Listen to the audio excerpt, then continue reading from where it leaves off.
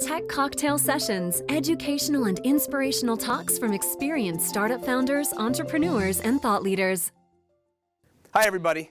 My name is Michael Chasen, and I'm very excited to be here because Tech Cocktail, besides being just, I think, a great community of startups, really part of Tech Cocktail, I came out of my hometown of Washington, D.C. Glad to see them moved and doing so well here. But I love to be able to be part of the great community building that's going on here as this new tech hub really emerges in Vegas. And so I wanted to take this opportunity, actually, to tell you a little bit about my own background and story, and then specifically share with you just some of the unconventional wisdom that I've learned along the way. So for those of you that aren't exactly familiar with the Blackboard story, to just very quickly tell you a little bit about it. Back a long time ago, I was just about a year out of school, and I was working at a higher ed consulting firm, KPMG Peak Marwick. And we were working with colleges and universities that were spending millions of dollars wiring the dorm room and the classroom to the internet. And yet there was no software that made that useful for teaching and learning. So I was actually working with a friend of mine from college, Matthew Batinsky, and the two of us decided to quit our jobs to design software that would let schools bring their teaching and learning online.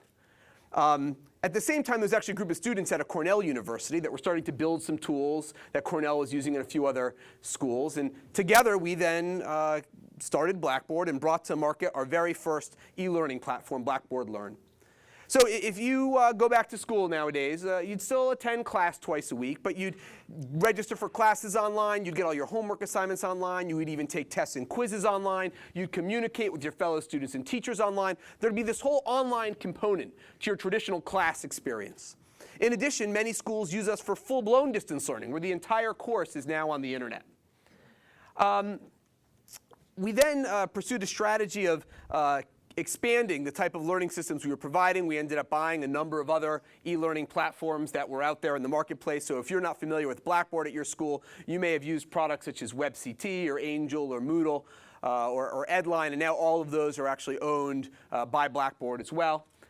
And when we were really established as a leader in providing e-learning systems, we then expanded what we were doing and created multiple different product lines. So your school may have student ID cards, for example, that you use to get in the dorm room and the classroom, and Blackboard became a leading provider of those. We are one of the leading providers of mobile technologies to colleges. So if you download Stanford Mobile or Duke Mobile, those are actually both powered by Blackboard. And so we really started expanding because our vision became one of not just providing teaching and learning tools to schools, but providing them with the full educational suite they would need to bring their entire institution online. And today, Blackboard serves over 20,000 institutions and 30 million users on a daily basis around the world. And it was an incredible journey and a great story that I was so fortunate to be part of. We started in a small brownstone, probably 1/4 the size of this very room in downtown DC. And we grew the company to have over 3,000 employees in 20 offices around the world. I got to start with just a handful of clients, and as I said, grow to being used at over 20,000 institutions in just about every country around the world. We started with just a handful of small entrepreneurs, a couple of close friends of mine, and got to grow to a company that had multiple divisions, everything from support centers to hosting centers to sales groups to a development team with over 300 programmers.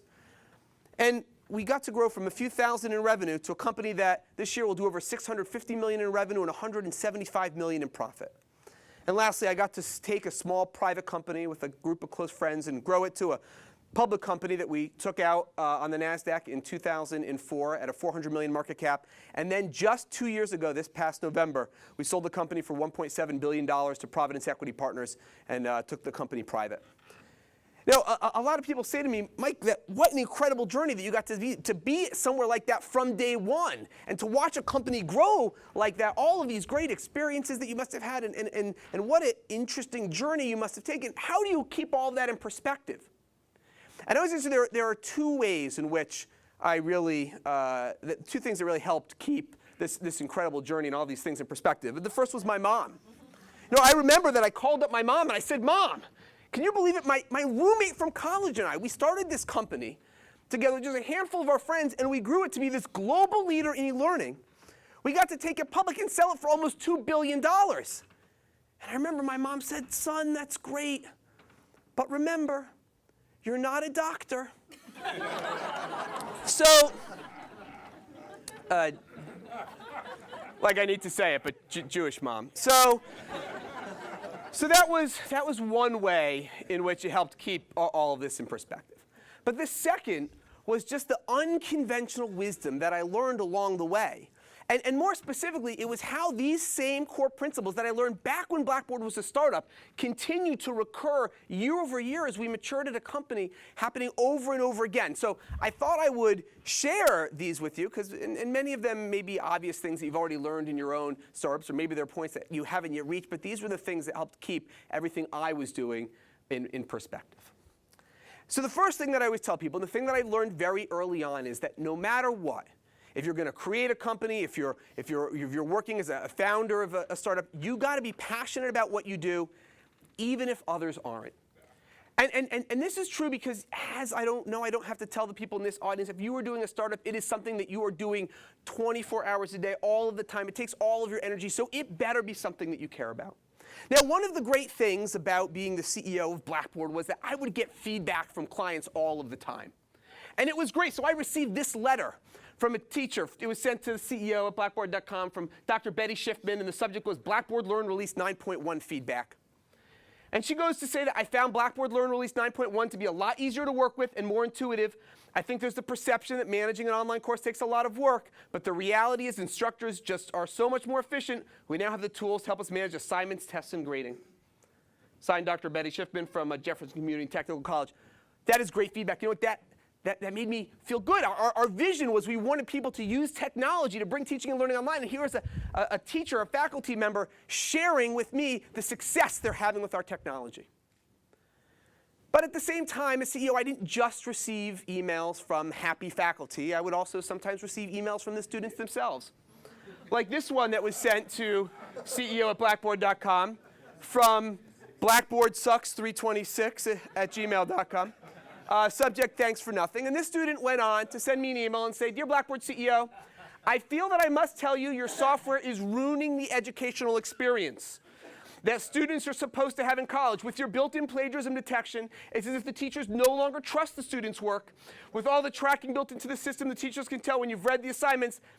Thanks for helping take the fun out of college. Yeah, harsh, right? Now here's the thing. You're going to get feedback like this. And at the same time, you have to really be able to look at that type of negative feedback and still take it and say, well, what are the takeaways I can have from this? So it's interesting because this is letting me know that actually teachers are using our technology, that they are tracking the students better. So those were positive takeaways. But at the same time, I said, you know what, maybe we're not focused on much as improving the student experience. And maybe that's an area we need to go. So again, it's easy to kind of take hits when you're bringing a new product to market or have this new idea that maybe isn't universally accepted or used yet. But that's why you got to pick something you're so passionate about. Although I got to tell you, I'm still bothered by these type of emails. I actually don't know what's more disturbing, the fact that someone sent me an email saying that I'm taking the fun out of college, or the fact that apparently Blackboard Sucks 1 through Blackboard Sucks 325 are all taken.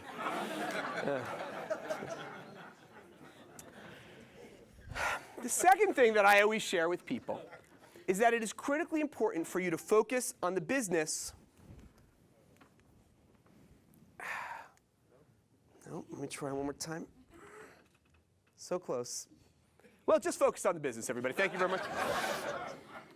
Let me just click this button one more time. Could be me, though. I don't get along with computers, which is awkward because I started a computer company. Is there any chance of someone clicking? I see. Oh, hold on a second. Look at this. I got a little cursor mouse. Okay, let me see if this works now. Okay. So while the tech team is focusing on that, if I was going to hit the button going forward, what this would actually say was that to focus on the business and not the office. And let me share a little bit of what I mean by this. It was interesting. When I started Blackboard, it was really during the first big .com boom.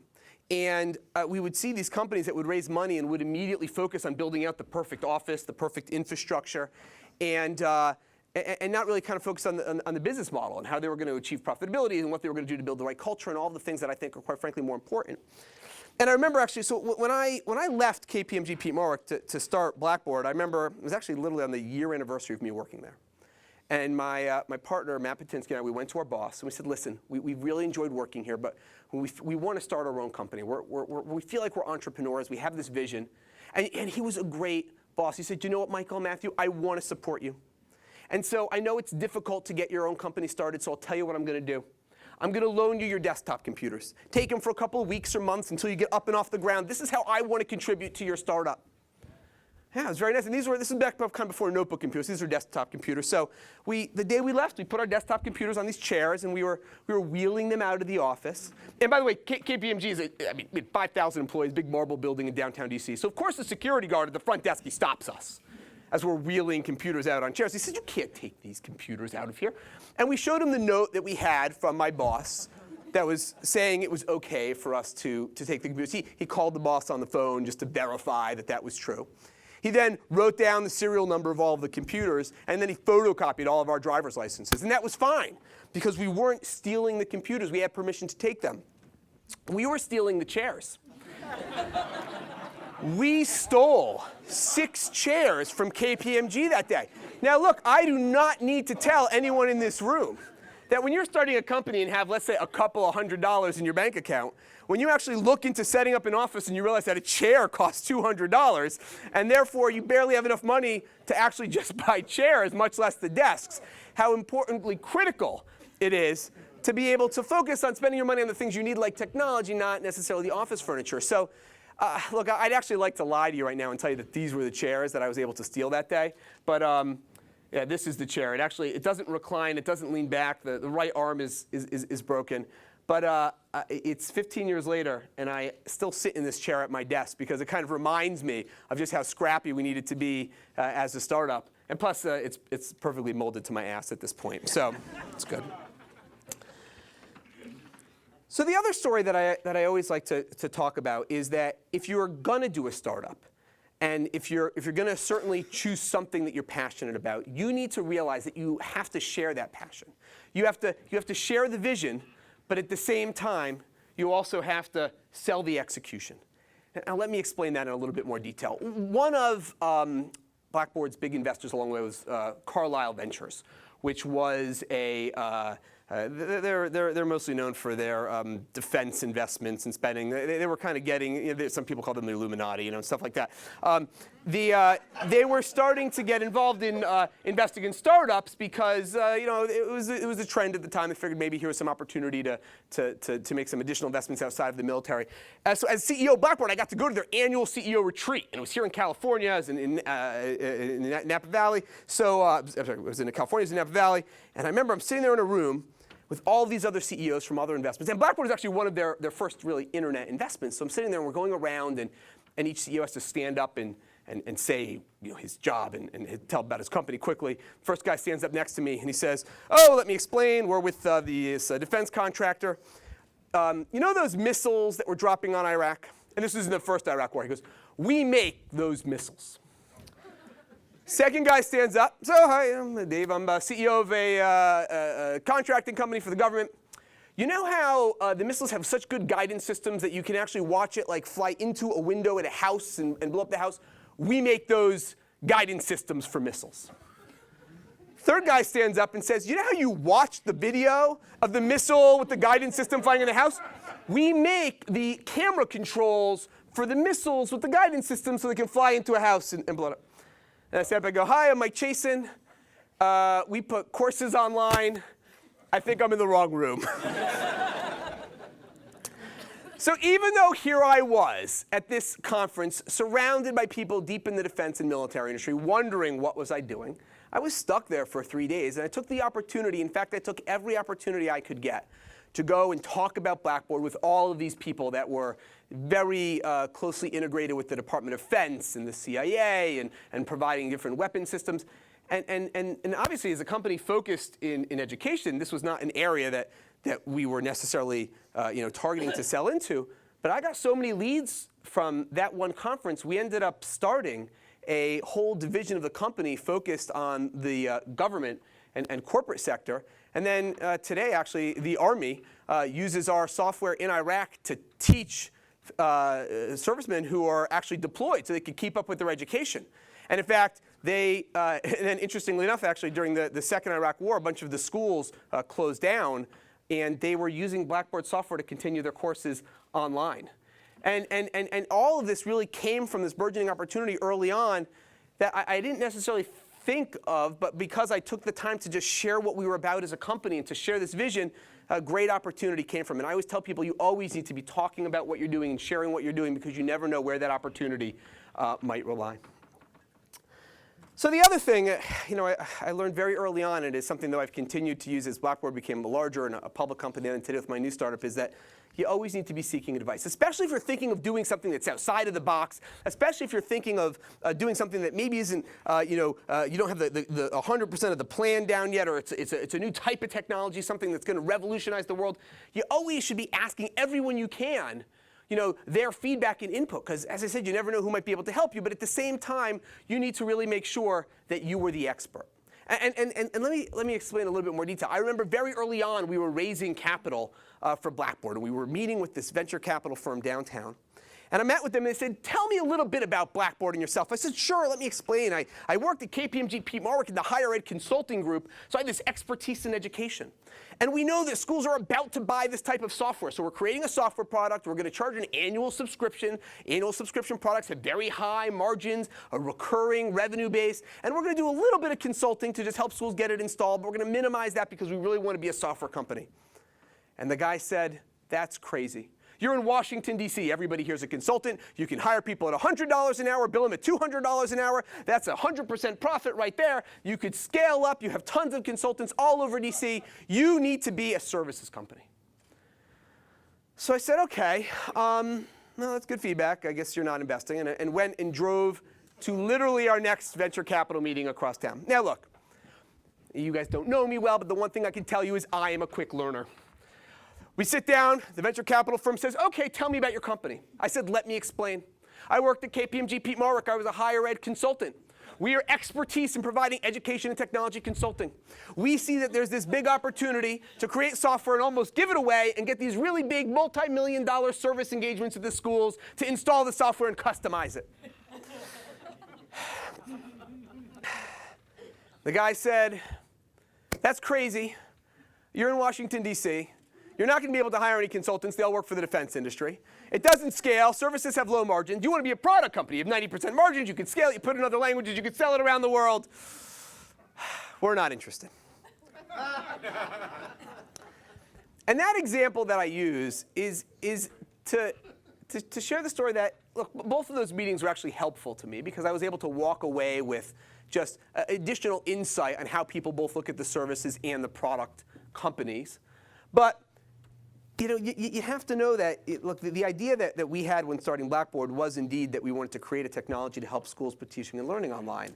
And certainly we want to look for expertise to add to that. But you got to have a belief in your core idea. So I always tell people now when they come to me to run ideas by me or they want to kind of sit around and talk about different entrepreneurship opportunities, I say, look, if you have this belief, if you're passionate about it, stick to that. But certainly share your idea with as many people as possible to get additional insight to help mold it, but not necessarily change it. The last thing that I learned in my trek at Blackboard was that disruption changes everything. And then it changes everything again. And I don't think that this is anything that I need to specifically talk at length about here, because it's something that everyone has experienced. But the interesting thing about me is that I've seen it kind of both with the first internet boom and now with the mobile boom that we're seeing. I mean, there are so many industries. When you take a look, for example, at the music industry, you've seen that what started as just Tower Records was disrupted by Napster distributing content electronically, and then was disrupted by iTunes, Spotify, and Pandora distributing music to your mobile device. What started on TV as cable was disrupted by the video on demand, which is now being disrupted by, again, the distribution to people's mobile devices directly any way that you want. And books, of course, was started as a Barnes & Noble and other booksellers, were disrupted by Amazon Online, which is now disrupted by mobile being able to just get books directly downloaded to Kindle, or Amazon disrupting itself. And of course, education. You have brick and mortar colleges that were disrupted by Blackboard and online programs. And even though Blackboard is this giant, big company, what we're seeing is that Blackboard itself is now being disrupted by MOOCs, these massive online open courses, by the mobile distribution of content, by the publishers themselves that have put all this material online. So when you identify that there's a massive change going on, that there's a disruption, and you see an opportunity, don't be so naive as to think that that disruption isn't going to come around again.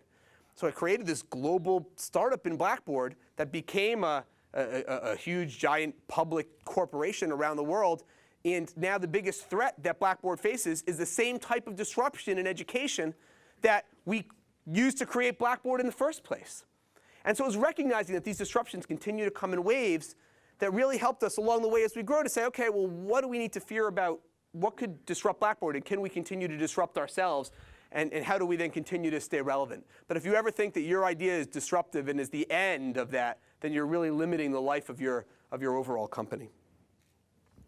So the 5 pieces of unconventional wisdom that I learned along the way.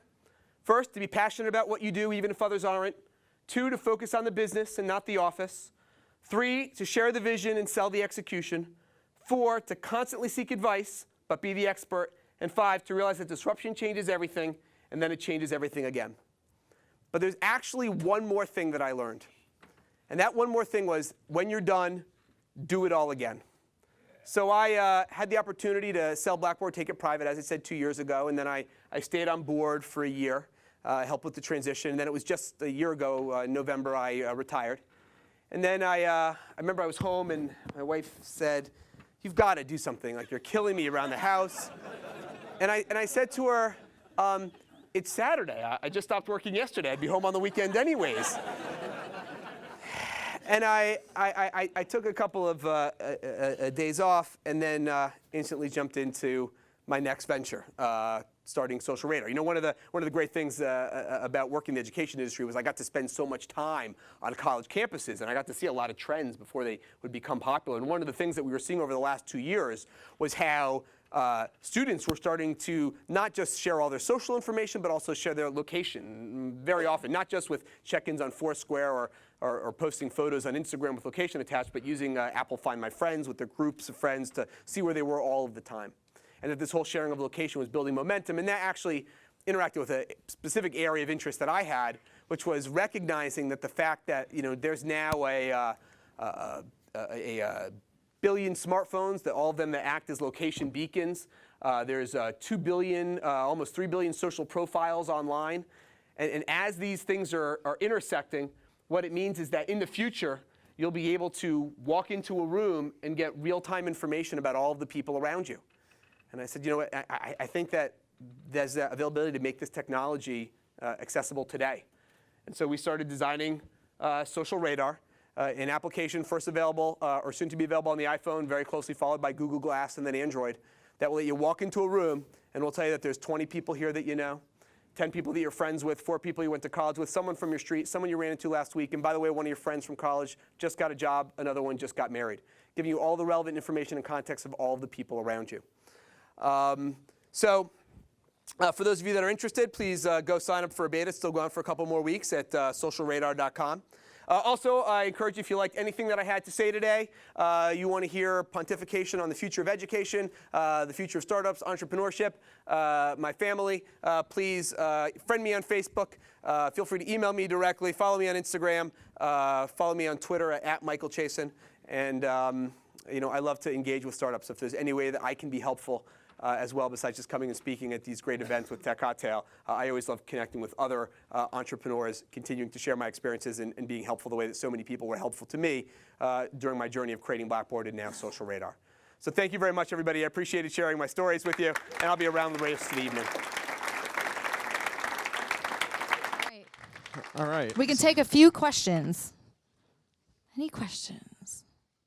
That was so thorough in my presentation. I know. It's amazing. It always takes one, though, and then there's like 100. We'll go to Phil. Hey, good job, Michael. I was at Cornell when you were. Did you work on bare access? Bit of an obscure question. Sure, that is an obscure question. So I actually went to American University undergraduate, got my degree in computer science, then went on to Georgetown. Yeah, AU, go. Just the two of us, apparently. And there was another group of students that we worked with, Dan Kane and some other students that were all graduates of Cornell in class of '97. So I don't know what bare access is, but I will find out whether they worked on it and then follow up with you. You got a question over here? Yeah, so back there, this one, or over there. Hello, my name's Kyle. Thanks for coming by. I had a quick question about kind of your third and fourth point about seeking advice, sharing, and then also taking people's input. Although that changes, from time to time, late 90s, as far as the progression of how quickly people can duplicate ideas, what was your experience or fear of kind of spilling the beans and sharing what you were doing in the threat, nowadays with the tech development? That is a great question. In fact, oh my God, if I could share this with everybody here in one fell swoop, this will save me many conversations later. So the question was, sharing your idea, especially now with the ability to quickly duplicate stuff, are you ever concerned about that? I actually give the same advice to startups that come up to me. And often they come up to me and they would go, in fact, while I was at Blackboard, like, I got a great education idea, but I'd love to get your input. I just can't tell you, because what if you go copy it? And I'd always say the same thing to them. You actually need to take the exact opposite strategy. The truth is, if your idea is so easy to duplicate that as soon as someone finds out they could do it, then you have no benefit of you being able to deliver it. And first to market can gain you some momentum, but unless you as a manager have the skill set or unique skills to understand the market, to be able to build the technology and adapt it, or you have some other great asset, then it's not necessarily a great idea if just telling someone can, your whole business can go out as soon as they find out about it, because it turns out when you launch, other people will then find out about it. In fact, just the opposite. I believe tell every single person you can about your business idea. And let me tackle it two ways. So people would come to me at Blackboard, they tell me their education ideas, they're like, oh, now you're going to do it. I'm like, I got other stuff I'm doing. Like, and by the way, chances are, not only have I thought of your idea already, there's probably 10 other companies already doing it. It's a giant world out there. Very rarely is the idea so unique that, oh my goodness, only you have thought about it. Either you have a strategic advantage to being able to create that business, or you do not. And if just someone knowing about it is going to disrupt your business plan, then it's probably not a good idea. And in fact, just the opposite. You want to talk with as many people as possible, because you never know who could help you, who could give you venture capital financing, and you never know what ideas you can get or connections for hiring that you're going to make by sharing it. I mean, actually, one of the ways we ended up getting our very first angel investor at Blackboard, we had entered a business plan competition, just another one of the many we had entered and not won. And the judge said, you know what? I actually know somebody that worked at a company, and that guy's wife worked at another company, and her company was recently sold, and her boss, his partner that he brought in, I heard might potentially be interested in investing in an education startup. And with that kind of direct link, we hunted that person down, almost stalking online for several months, and eventually managed to pitch him our idea and got our first $100,000 angel investment. And it was only because we were constantly out there talking with everyone we could about our idea. And I follow that now with Social Radar. I mean, I take the time to be up here on stage to share our idea, even though the product's not yet brought to market, because maybe someone here can actually help me in my next startup. So I'm a big believer in, and this is why venture capitalists don't sign NDAs at the same time. Not only are they not really so free that they're like, oh, your idea's a genius, I'm going to go steal it. If it's a good idea, they'll give you money to go do it. And also, they've probably also already heard about your idea at least a dozen times before. So maybe that'll save me lots of conversations. So everyone share your ideas with each other. Hi, yeah, so I'm really interested in your experience in being at the helm of the company from the very start to the point where it's a massive public business. And just interested kind of which part of that was your favorite, or what you liked about kind of the skill sets required for both of those. I'm with you. What you're really asking me is, how did you not possibly get fired along the way? So I will answer that question. So I did not own a majority of Blackboard. I literally owned like 5% of the company at the end of the day. And I didn't therefore get to stay CEO because I owned a big controlling percent. I ended up getting to stay CEO for two reasons. One, I hit my sales numbers every quarter. And that pretty much is the determining factor of whether you end up staying as CEO, by the way. But the second thing was actually many times my board came to me and they actually said that we wanted to bring on board someone new. So in fact, after our very first round of venture capital financing, we raised $3 million in our first round. And our venture capitalists came to me and said, you know what, Mike, we'd actually like to bring on board someone that can run this company.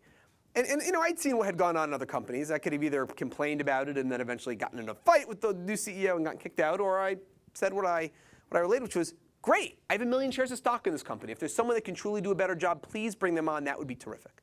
So we actually hired a CEO. It was our first year of the company. However, at the end of the year, it ended up not working out. So he ended up, the board ended up letting him go and kind of put me temporarily in charge. And they said, we'll leave you temporarily in charge, but what we want to do is we want to do a search and find a CEO to come on board. And I said, that's great. I mean, I don't really know what I'm doing. I'm 24, 25 years old. So would certainly would benefit from someone with experience coming on board. And the board met someone they liked. They hired him as COO, told him he'd be CEO in a year or so. And like after a year, he ends up getting fired. So I'm still CEO. And the board comes to me and they say, listen, Michael, I'll tell you what. The company's growing. You don't know how to grow a company. We really need to find a CEO. We probably want to start prepared to go in public. You don't know how to take a company public. We're going to do a search for a CEO. I said, that is a great idea. I said, I do not know how to take a company public. And certainly, I have 1 million shares of stock. I would like it to be worth more. If we could find someone else to run the company, then that would be terrific. Then we started going public. So the board comes to me when we're going public and say, Mike, listen, we're going public. Your name's already on a bunch of documents. We're going to leave you a CEO right now, but you don't know how to run a public company. So what we're going to do is we're going to do a search. Once we're public, we want to find someone to run the company because you don't know how to run a public company. I said, I do not know how to run a public company. This sounds like a very good idea. We should definitely hire a CEO. So anyways, so I'll share this little tidbit with everybody here. So it actually turns out once you're public, your board can't just randomly replace you for no reason because the valuation stock drop, like if you're a private company, they can replace you, no one cares. You better be involved in some major scandal as a public company CEO if your board's replacing you because it's going to cost the company, $100, $200 million in market cap valuation. So what ended up happening was we went public. I continued to just hit my numbers every single quarter and ended up, we were public for 27, 28 quarters in a row, hit my numbers every quarter, ended up staying CEO the whole time. So it was both a mixture of recognizing that you want to bring on board experienced people and be willing to do that. At the same time, though, along the way when I was running the company, hitting my number every quarter. However, now all that being said, I got to tell you, I enjoyed every single stage of Blackboard, from when we were like 2 people to when we were 3,000, because everything was so different. Every stage of the company was like I had an entirely new job. But I'm a little bit of a product geek myself, so I actually would say that my favorite time was the startup phase. In fact, the time that I'm having now at Social Radar, where I literally get to roll up my sleeves and also work on the product. Because I just happen to love technology and I love being involved in that. At the end at Blackboard, we had 9 levels of management. So the closest I was getting to the product was I was talking to the manager of a guy who managed people that managed the product management team, who then managed the development managers who manage developers. So that was very hands-off for me. So it's fun to actually be sitting around and actually designing and working hand in hand with the developers. So I'd say my favorite part is the early part of the company. But I enjoyed the entire journey. And I think everybody here, as you watch your company grow, every stage is wonderful to be a part of. I think we had one. No, right here. Oh, Got one. Right go here. ahead. Right here. See? I'm over here. Mike, go Got ahead. it? I'm here. Everyone, see it? Okay. Right here. After that.